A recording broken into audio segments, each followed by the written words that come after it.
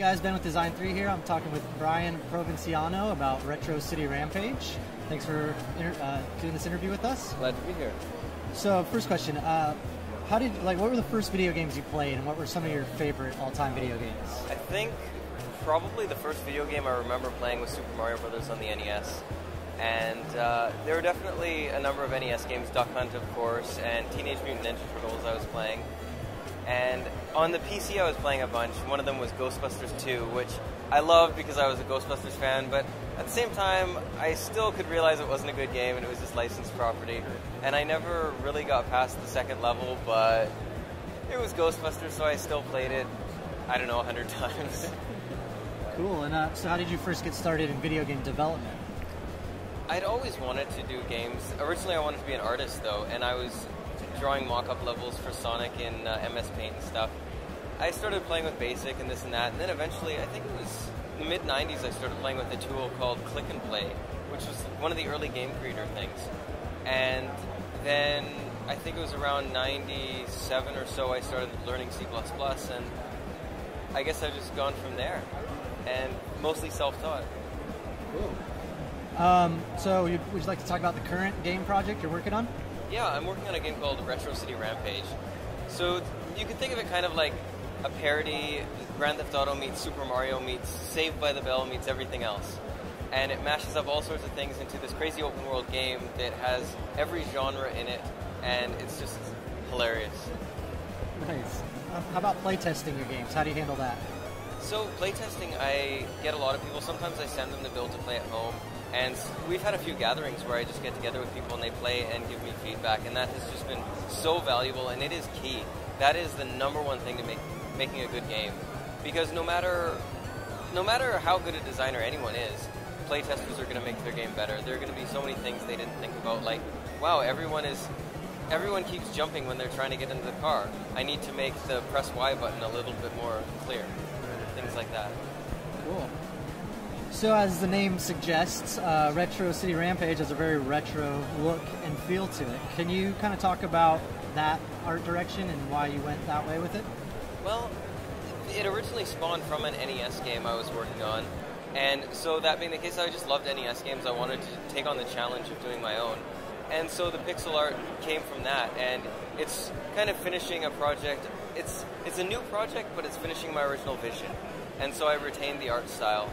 But at the same time, since I'm not a classically trained artist, it's also made things a lot easier for me. And so you described it as a parody of the open world action genre. Can you talk about this parody and kind of the goal behind it? Yeah, so the whole game is really, its building blocks are references and things like that. It's really ingrained in the story. But at the same time, I also do certain things.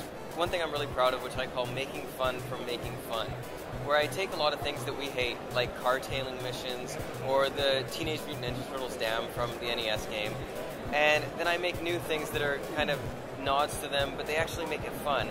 The car-tailing one, for example, normally in car-tailing missions, you've got to follow a car and not get too close, or they'll see you not get too far, or you'll lose them, and it's just a long, slow, boring thing. So with my thing, I thought, I've got all these coffee shops all throughout the city, and so you've got a sleep meter, and so you can't get too close, can't get too far, but you also got to keep grabbing coffee to stay awake or you'll fall asleep. And so the constant balance of, I can't get too close, but I got to get to that coffee before it runs out, and I got to find the next coffee thing, and that's the type of thing I'm most proud of. So what advice would you give to people who are just trying to get started in video game development? Definitely start with the game. Make your game. Don't worry about making an engine. That was my mistake for years, and that's why the game's taken so long. For years, I was working on the engine, and people would ask me, how's the game going? I'd say, oh, almost on the engine, gonna start content soon. And then a year later, they'd ask me the same question. I'd give them the same answer, and they'd call me on it, and it was kind of a wake-up call. And the reality is that a lot of people, they want to build their ultimate engine. And A, it's going to take you a long time, and B, there is no such thing. As soon as, even if you finish your, quote, ultimate versatile engine, as soon as you start making the game, you're going to have to start modifying your engine because it's not as versatile as you thought it was.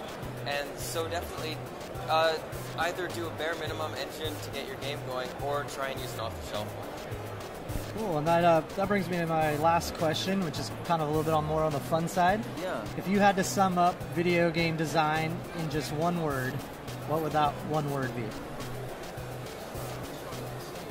little bit tricky, maybe. Yeah.